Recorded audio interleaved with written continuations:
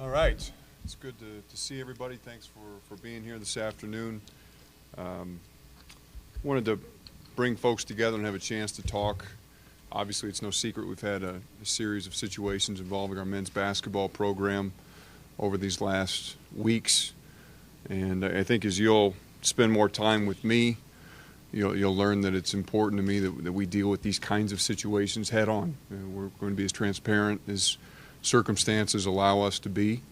And today we thought it was important that we discuss these allegations and how we intend to work to rebuild the public trust in our men's basketball program here at the University of Illinois.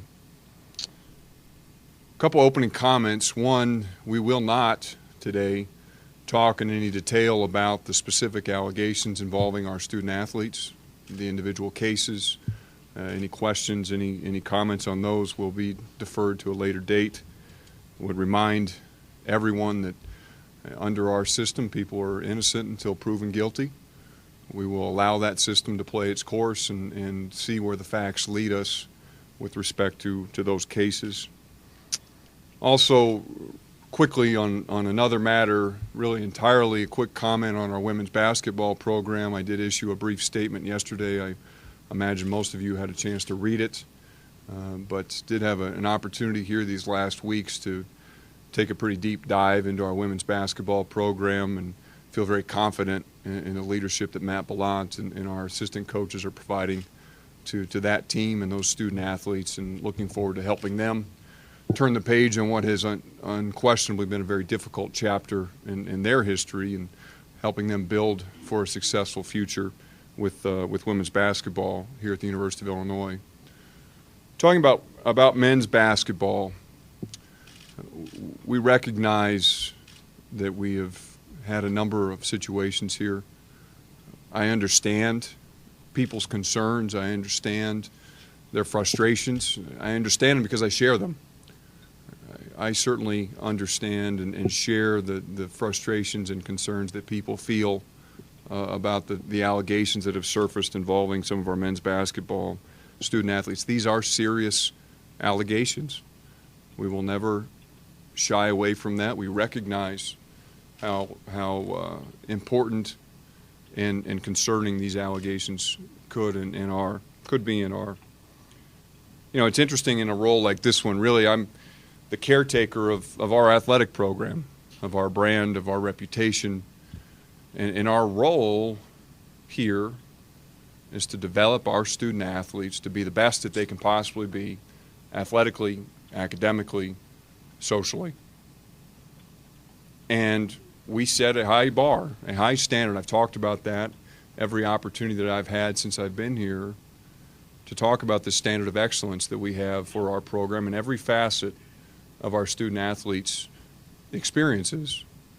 And when something happens, as these allegations have, to potentially put that high standard at risk, we take that very seriously. Now, on the same token, we all recognize that we are a part of a great university.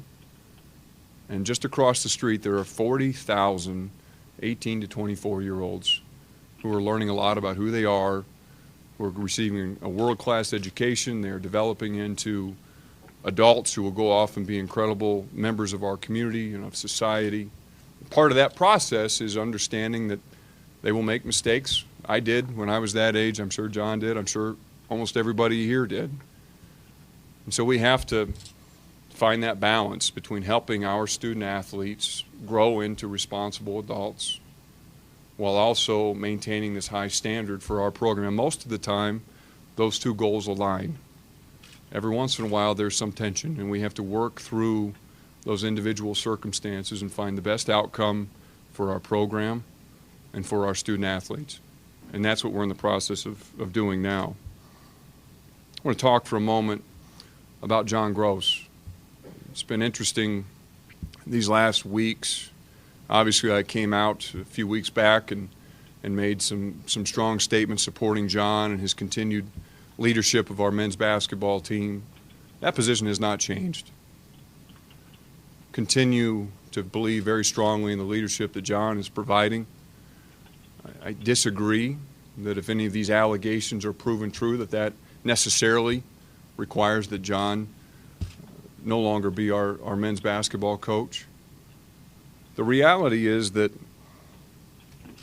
there are a lot of great things happening in our men's basketball program right now. Our student athletes are achieving academically, they're doing good work in our community, and they're doing the right things in the gym to continue to build themselves into a championship caliber program.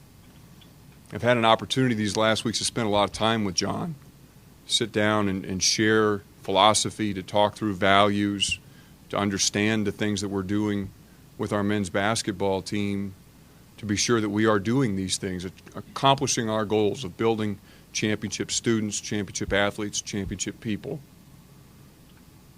And I've got great confidence that John is the right person to continue to lead us in that respect. It's interesting because so often anymore we live in an instant gratification society, and people want to assume that if the best way to handle a situation is what often can be construed as the easiest way. They want a clean slate.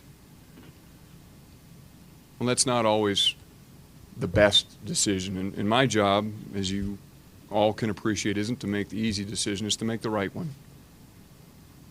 And in certain cases, as in this one, the right decision is to roll up our sleeves and get down in the trenches and work hard with someone who you trust, who you value, who shares the same vision that you have for a program, and to work together to put that program in a position to be as successful as we all want it to be. There are times to make changes. I've shown that we're not afraid to do that. And there are times, like now, to get down and to get to work and to build something that we can all be proud of. And that's where we are as a program. So I'm excited to work with John. We already started talking about strategies, approaches, things that we can do with our team and with our fans, again, to help restore that public confidence in Illinois basketball. This program means a lot to a lot of people. It's a responsibility that John and I take very, very seriously. So we look forward to engaging our fans, our alumni, everyone who has a vested interest in our program and moving this thing forward so that we can have that program that we're all so desperate to have, that allows us to celebrate championships and to celebrate the great work that our student athletes do on the court, in the classroom, and in their respective lives. And at this point, I'll turn it over to John and invite him for his comments. Obviously, as Josh said, I understand others' concerns. I do. I take the seriousness of these allegations very seriously. For us, I keep going back to what we've talked about from day one, our mission to help our players grow as people, students, and athletes, and in that order. And that has not changed. And we're going to continue to do that. Obviously, I'm anxious to continue to work with Josh in that regard and continue to educate our players, our student athletes on choices. I say to them all the time, and many of you that are sitting here today have heard me say it often, that the greatest gift God gives us is the gift to choose. And I think as an educator, as a teacher, which our staff and myself sees us being, or that we are, we've got to continue to find ways to do that and to do that better. We're constantly evaluating that. So, again, I'm anxious to work with Josh. He mentioned some different things, programming that we'll be doing, to continue to help our players grow and make good choices. And that's what we want. And that's what we're about. Again, we take it seriously. We do. We understand everybody's concerns, and I understand that. But I can tell you that we're committed to doing it the right way and building a championship caliber basketball program and having a culture where our guys grow while they're here to become people that learn to make great decisions when they're finished playing for us at the University of Illinois. John, have you perceived any change in the way that you've been received around town by fans and people generally since the Kendrick arrest? In terms of the first part, perceive, no. Obviously, as Josh mentioned, we're not going to, mention any specific situations or instances at this point relative to those. But no. And I've been out quite a bit, Rob, wearing orange proudly. So no, I haven't. Whether fair or not, there are a lot of fans, even though these are just allegations at this point, that feel this team might be undisciplined off the court. How do you fight against that, or Sure. how do you change that? Sure. You mentioned unfair or not. Obviously, we spend a great deal of time, Jeremy, with our players, team meetings, small groups, one-on-one, educating them on choices and making great decisions. I do think there's a difference between choices and discipline.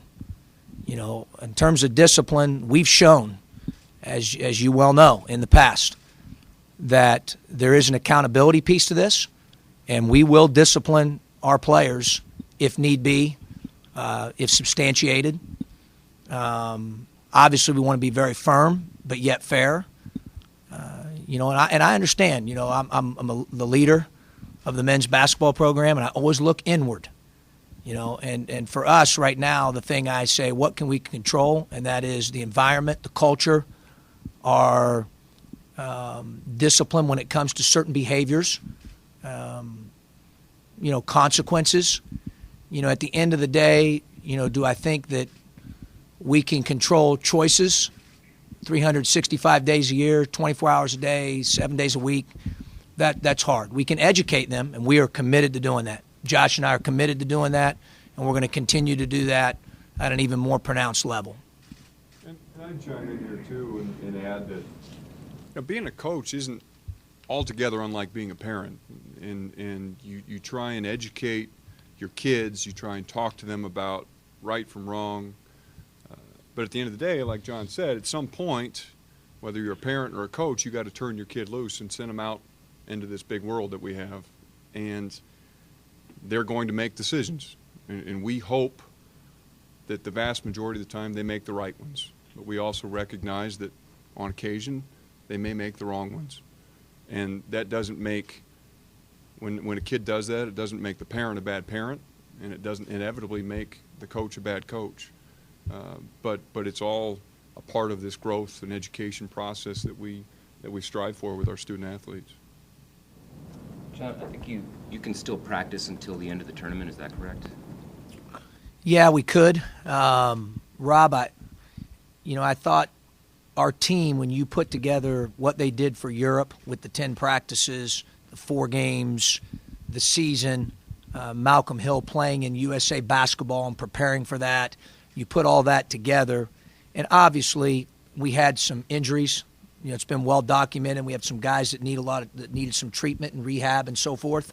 We thought it was best for us to take a couple weeks here to try to get our feet back on the ground, give those guys a chance to get mentally and physically refreshed, give them a chance to tackle the academic part of things and really focus in on that.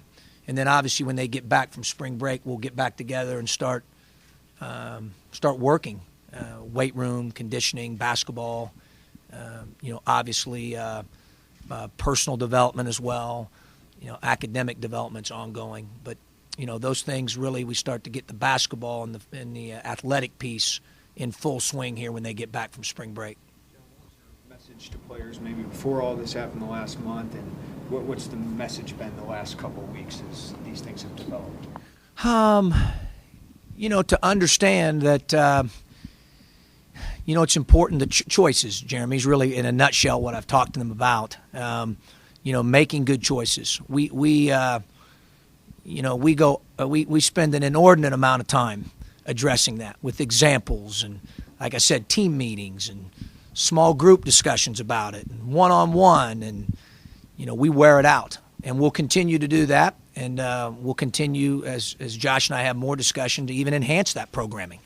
Because we want them to leave here, as I said, making good decisions, good choices. That's part of the education piece. So really that's what we focused on, Jeremy. And we focus on that year-round, to be honest with you. We do quite a bit of it.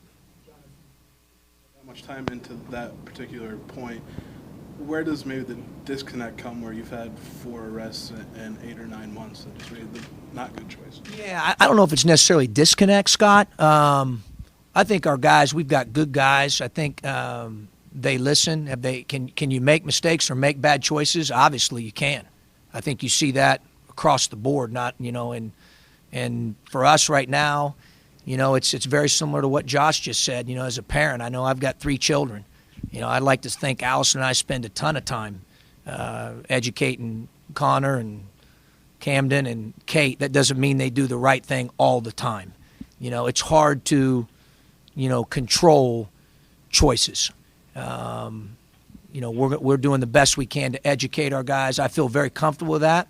But again, Josh and I have talked, and we're going to make it even more pronounced and continue to add more programming, including guest speakers and different things that, we're being very open-minded about it. I think Josh takes very seriously, as I do, the development of our student athletes, and not just on the athletic front. So we're going to continue to attack it. John, is that something this summer, you've had Navy SEALs in and different programs and so forth. Is that something that takes on a bigger priority this off-season, addressing that specifically? Well, obviously it's more important than the Navy SEALs training. And obviously we got a lot out of that. That was terrific. And there were a lot of things learned, from leadership to communication to accountability, that were great experiences for our men. But at this point, no question, Tup, I kind of look at it and I take a step back and I say, there's nothing, and I mean nothing, more important than character. Nothing. Is that at the forefront of my mind right now? There's no question about that. And so, it just as you attack, if you think about it, you attack strength, you attack conditioning, you attack nutrition, you attack skill development. We want to continue to, work just as hard on their personal development. That should be first, and we've made that first.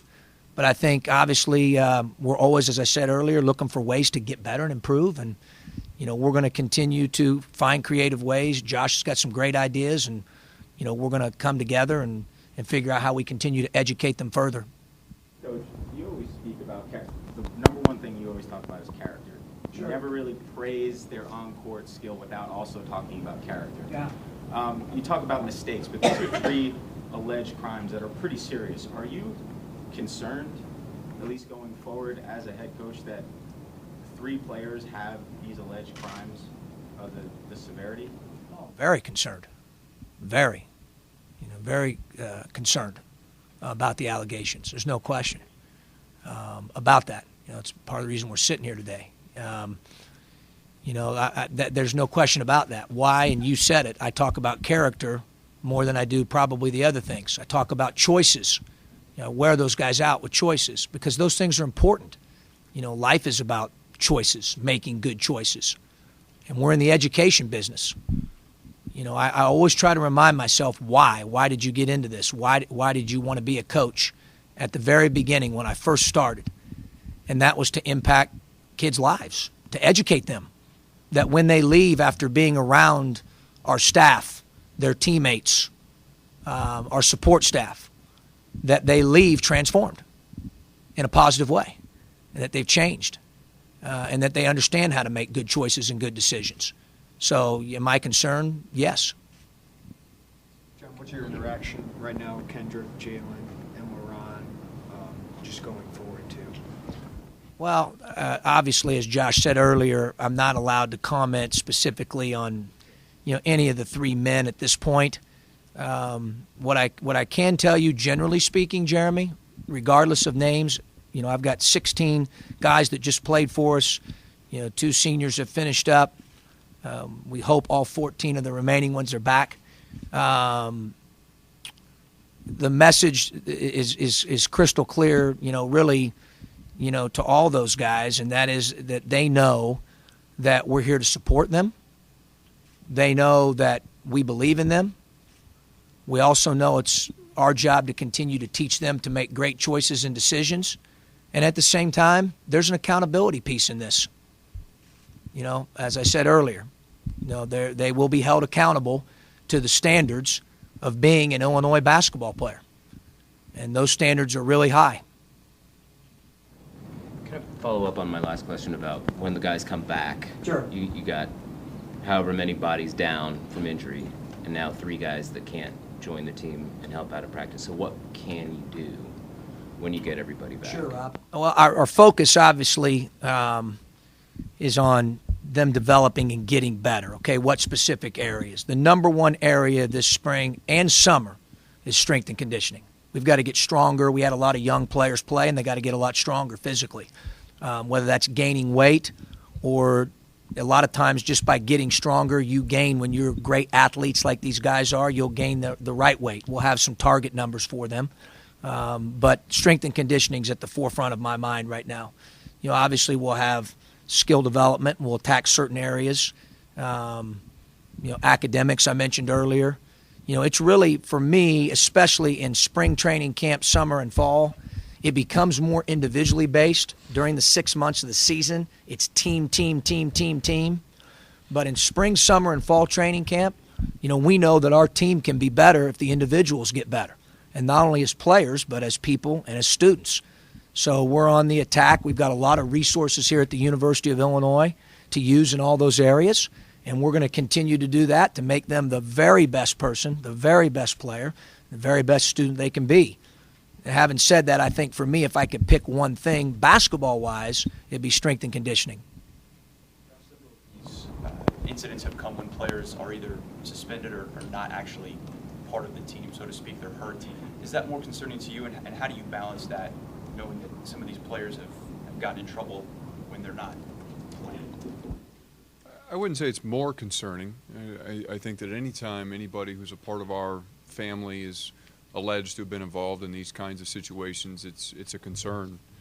I think what it is possibly is as we start to look at risk factors and what can we do to be sure that we're prepared to help our student athletes and support them during difficult periods of their time on our campus. If that appears to be a pattern, then it maybe is something that we need to have a greater awareness around, and we might be able to be a little more proactive with how we're handling some of those student athletes who aren't day-to-day engaged with the practice and competition activity. So certainly not more concerning, but I think there is an opportunity there for us to perhaps dive a little more deeply into that particular issue and look if that might be something we can try and take advantage of in the future to make some improvements. John, does the severity of what the 3 players are alleged of doing take it past simply making bad choices, in your opinion? It's tough for me to comment on that Scott, because obviously the legal process has to take its course. Again, as we said earlier, do we recognize the severity of the allegations? Absolutely. Do I still think it's a choice? When something like that happens, does it get back to a choice? Yeah, I do. I think it gets back to choices. I'm certainly not trying to oversimplify it or not downplay the seriousness of it. I understand how serious it is. I think everybody does. But I think at the core, that's the core. It's about choices. It's kind of stacked up going back to last summer. To what extent do you worry that there's something in the culture of your locker room that's not quite right, or in your group of players? I don't worry because I know who's in our locker room, meaning the culture piece. I know what we're about. I know how we do it. I know who the guys are in our locker room. Am I concerned? Yes. That's why we're here today, and understandably so. Antennas up? Yes. Do I think that we have guys in that locker room that do have a lot of guys in there? The guys are that are bought into our culture, that believe in what we're doing and where we're going, absolutely. I don't think it's hard for me to take 3 incidences, alleged incidences that we're talking about, David, and lump them into the whole. Obviously I'm in the battle with those guys, so I get to see it from a little bit different perspective. But I believe in those guys, and I know they believe in what we're doing and how we do it. Sense of what the players who haven't been involved in any of this, what their reaction is to what's going on? Obviously they're concerned because it's their teammates. We're a family. Those are their teammates. So obviously, that effect is real. But other than that, obviously, the thing we've tried to do with those guys is just continue to educate them, like we've talked about earlier, on making great choices, moving forward. But yeah, I'm certain they feel a lot like we do, that we're concerned, and the effect on them is real. They are their teammates. I think that your statement earlier said that the guys were suspended indefinitely from team activities. But during that period, are they able to come around to the office and meet with you? Are you able to what degree are you in contact with them and able to help them, just from a friend standpoint, coach standpoint, whatever? Yeah, obviously, as I said earlier, we're there for them, Mark, to support and encourage them, empower them to make great choices and to be accountable. We are. And so, yes, we have interaction with them. They are suspended indefinitely from team activities, as we said. We expect them to, be in class and take care of their academic responsibilities. In some cases, obviously, if it's an injury, for example, a guy, we don't want to certainly not take care of them from a student-athlete well-being standpoint, so they can do some of those things. But anytime it's a team activity, as the statement says, they're suspended from that. Lauren, do you have a question? The unsaid thing here is that as it deals with recruiting, which is the heart of everything, is this in part your decision to make this particular press conference in order to get the word out that, and also, are you going to personally, Josh, help in that regard in recruiting? Well, I think that, as I said at the outset, for me, I think as we spend more time together, you'll learn that this is kind of the way I operate. If there are things like this that beg for some attention, that require a conversation like this, then we're not going to hesitate to call an event like this and have the opportunity to discuss it. Obviously aware that there's been a lot of speculation in these last few weeks, despite what I'd said several weeks back, and thought it was important that we do come together and try and quell that speculation. I think the benefits of that are felt throughout our program, whether it's with our current student athletes, our current staff, or certainly with our prospective student athletes. There's no question about that. And to answer the last part of your question, yes, I'm happy to engage in that recruiting process in whatever way John and his staff determine would be the most helpful. But I feel, as you all know, very passionately about what we're doing here at Illinois, and if I can be of service and be an asset in the recruitment of the best and brightest to come here to Champaign, then I'm excited to be a part of that. Can I follow up on that question? I saw Robin Kaler and Chris Harris when I walked in from University PR. So I was wondering, at what level was the decision made that you had to make the statement today? That was my decision. This is, with all due respect to Robin, she's a wonderful colleague and a helpful resource in these situations. But we're making the decisions. I'm making the decisions with respect to the program, and I felt like it was important that we come out and support and understand again the seriousness of these allegations. Help people realize that we're taking this situation very seriously. But also that John's going to continue to be our coach, and that's a message that I wanted to convey, and I wanted to convey it in this time frame. Coach, you mentioned that you guys had ideas. Josh has ideas on how to change things and try to change things around. What specific things are you guys talking about doing to try to get the message more across the players and try to get them to kind of stem the tide, if you will, from what's going on? I don't know so much changes, although as I always tell my staff, I'm open to a change if it can make us better. I think it's more enhancement because we already do a lot, an inordinate amount. But I think adding to that, I mentioned guest speakers as part of additional programming to assist with choices. We've really talked about that, probably more so than anything else. And I think it would be sometimes it's great to hear an outside voice. And so we've really talked about that primarily. And I would add as well, we all realize that violence, and in particular sexual violence, have become hot-button issues in our society, and there are a lot of really wonderful resources out there right now to help educate people about the risks and the seriousness of these situations, to help prepare them to make good decisions. And so we'll seek the assistance of experts, people who have dealt with these kinds of issues in the past, and do everything we can to surround not only our basketball student athletes, but this is important to our entire student athlete population. We have 500 student athletes who would benefit from continuing to gain a better understanding of the risks involved and how we can, again, educate them about making good decisions. Before we wrap up, are there any questions from the phone lines for either Josh or John? Yeah, this is Shannon. Yeah. I have a couple questions. First of all, as part of the program before, you said you talked to the players a lot, but did you specifically, was there any programming about domestic violence, or is that a topic of conversation you've had with players before this? Yes. And we have, and not only, I'll give the Irwin Academic Center a lot of credit as well. They have a lot of programming there, not just for men's basketball, but for our student athletes in general. Kathy Kaler does a great job attacking a lot of different areas. Certainly that has been one of them.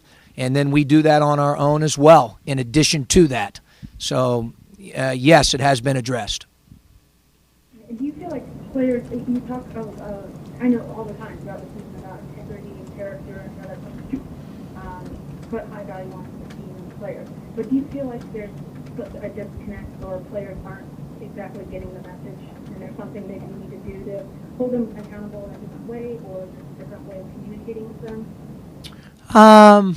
Obviously, similar to David's question there, Shannon. I think we do a lot, and I do think, as I said earlier, I think we've demonstrated that we will hold our players accountable. I think that. At the end of the day, do I think they're not listening? No, I think they are. I think they have made some bad choices. Again, we take this seriously, the concern seriously, the allegation seriously. But I think, again, as Scott was alluding to earlier, I think at the core level, it comes down to making decisions, right decisions, doing the right thing, making great choices, and we've got to continue to educate them. I think it's impossible to educate them too much, and so we're going to continue to do that in even more pronounced fashion. And I think Josh mentioned the word something about risk factors. Sorry, I keep your well on the line, but was there about things about what's beyond the lookout for risk factors? Were players having some type of issues? Did you notice anything that would have raised some red flags with some of these guys? Just to clarify, Shannon, when I was talking about risk factors, it was in response to a question about there seems to be a potential trend with student athletes who aren't actively engaged in the program from an activity standpoint, whether it's competition, practice, maybe due to an injury or some other situation. So just want to clarify what we were talking about when we were referencing those risk factors. We haven't done anything in terms of that granular level trying to determine, okay, these things are present in a particular student athlete's background. That would be a red flag or a risk factor, to use your words. So just to be clear on where we were at with that particular comment. So with that being said, was there anything that would have raised the red flag? Obviously, Shannon, as we said earlier, I'm not allowed to talk about certain specific individuals or or the instances. But you know, in the recruiting process, we evaluated all 16 of our players that were on our team this past year, and look at a lot of different things. Obviously, personal things, academic things, basketball things, skill set, talent. You know, a lot of different things to find out if they're a great fit for the University of Illinois. And we make a commitment as a staff that we're going to bring in players and student athletes that fit well here, that fall in line with our core values and our standards. So I can certainly tell you that, generally speaking. You met together with the whole. Last thing for me, if you don't mind, is it was term of good choices back when you moved the day a lot. Is domestic violence a bad choice? Is it more than that? Is it more of a character issue? I'm curious about the terminology there. You know, I think, Shannon, it's interesting that you mentioned that. A couple of different people have alluded now to, you know, John unquestionably reiterates this emphasis on making good decisions and gets into very specific detail when he talks to the student athletes. And I think, and people have said, well, does this mean that they're not hearing the message? I don't think it means that at all. I think that if you ask a student athlete when they're sitting in the meeting, hey, what are your intentions? They're all going to say the right thing. And you know, the question is, 5 hours later, 5 days later, 5 months later, when a particular situation presents itself, how do they react? And in some cases, some conduct issues, if you will, are very choice-driven. Others are, the choice is to not put yourself in a situation that's going to lead itself to a particular outcome. And that, I think, is as much what we're talking about as anything. Is sometimes you have to be able to look an hour, 2 hours down the road and say, okay, if I make this choice now, where is this going to lead me a couple hours in the future? And you avoid putting yourself in those situations where you're in an environment that might lend itself to these outcomes. Okay, thank you. You met collectively with the squad to discuss the whole issue? I've met collectively with them a lot. You're saying since the three? Yes, twice. John, follow-up Tuck's question. Are the 3 suspended guys allowed to come and work out, lift weights, conditioning, shoot free throws? Those guys are allowed to do what they need to do academically. In fact, they need to do that. And then, obviously, we're here to service them academically with Irwin and put them in the best position to do well academically. That's first and foremost. In terms of athletically, at this point, it's been exclusive to treatment and rehab for player or players that have issues. We certainly don't want to cheat them of that opportunity to get physically healthy. But in terms of basketball-related activities or strength and conditioning and all that, no. Do we have one final question on the phone line?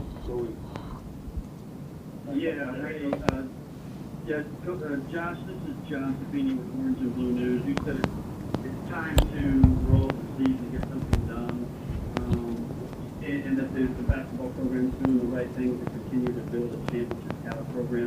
What have you seen that they've done to kind of get them to the point where you think this is something you want to keep working with?